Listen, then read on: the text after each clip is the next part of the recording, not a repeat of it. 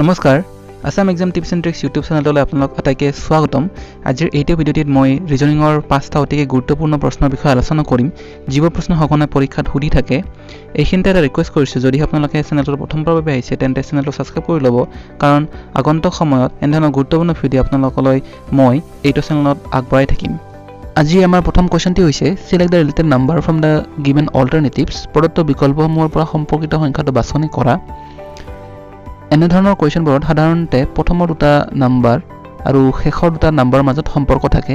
আমি চাব লাগিব 4 ক কি কৰিলে 17 পাও আৰু 7 ক কি কৰিলে আমি ওলাব লগা সংখ্যাটো পাও এতিয়া 4 ক যদি আমি স্কয়াৰ কৰো তেতিয়া আমি পাও 16 আৰু 16 প্লাস 1 কৰিলে আমি পাও 17 ঠিক তেনেদৰে আমি যদি 7 ক হে একে কামে কৰো 7 স্কয়াৰ কৰিলে আমি পাও 49 প্লাস 1 কৰিলে আমি পাও 50 অৰ্থাৎ কোৱেশ্চন নম্বৰ 1 ৰ এনসাৰটো হ'ব অপচন নম্বৰ বি 50 এতিয়া নেক্সট কোৱেশ্চনটো লৈ যাও নেক্সট কোৱেশ্চনটো হল আমাৰ select the related number from the given alternatives প্ৰদত্ত বিকল্পসমূহৰ পৰা সম্পৰ্কিত সংখ্যাটো বাছনি কৰা এতিয়া আমি আগৰ দৰেই ইয়াতে পদ্ধতি অৱলম্বন কৰিম আমি চাম 7 ক কি কৰিলে 32 পাও আৰু 28 ক কি কৰিলে আমি ওলাব লগা সংখ্যাটো পাও এতিয়া 7 into 4 কৰিলে আমি পাও 28 28 ৰ লগত যদি আমি 4 প্লাস কৰো তেতিয়া আমি পাও 32 ঠিক তেনেদৰে আমি 28 ক যদি আমি 4 লগত ইনটু কৰো তেতিয়া আমি পাম 112 আৰু ইয়াৰ লগত যদি আমি 4 প্লাস কৰো তেতিয়া আমি পাম 116 অৰ্থাৎ আমাৰ শুদ্ধ উত্তৰটি হ'ব অপচন নম্বৰ সি 116 আমাৰ নেক্সট কোৱেশ্চনটি হল question number 3 select the related letters from the given alternatives প্ৰদত্ত বিকল্পসমূহৰ পৰা সম্পৰ্কিত আখৰসমূহ বাছনি কৰা আমি প্ৰথম দুটা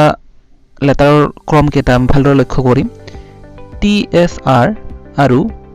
এফ ই ডি যদি আমি ভালদৰে চাও তেতিয়া আমি পাম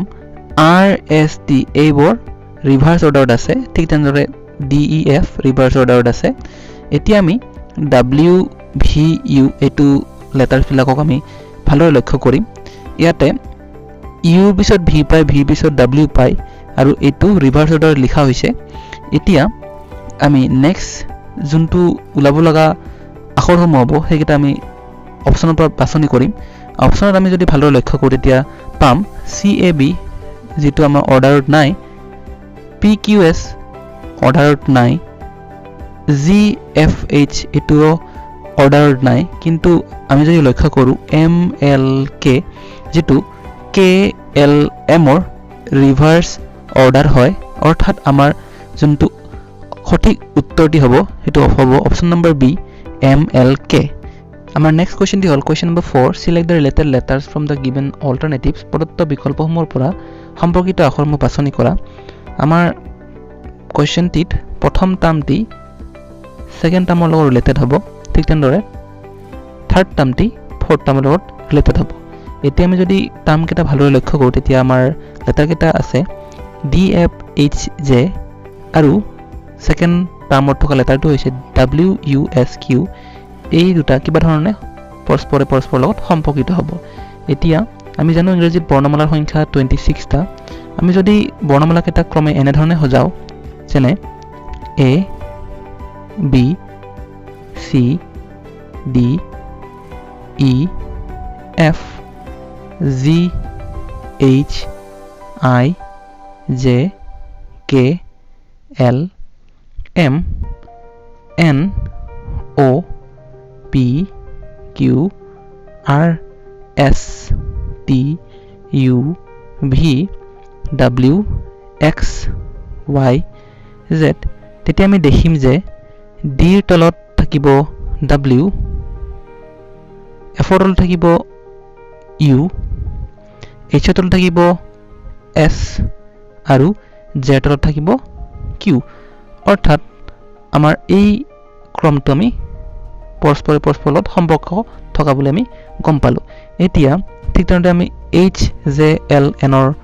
পৰা আমি পৰৱৰ্তী পদটো আমি উলিয়াম এইচৰ তলত থাকিব আমাৰ এছ জেৰ তলত থাকিব আমাৰ কিউ এলৰ তলত থাকিব আমাৰ অ আৰু এনৰ তলত থাকিব আমাৰ তলত নহয় সৰি ওপৰত থাকিব আমাৰ এম গতিকে আমি যদি আমি ক্ৰমকেইটা ভালদৰে লক্ষ্য কৰোঁ তেতিয়া আমাৰ অপশ্যন কাৰেক্ট অপশ্যনটি হ'ব অপশ্যন নম্বৰ ডি SQOM আমাৰ যি শেষৰ কোৱেশ্যনটি হৈছে question number 5 which number would come in the place of underline mark in the series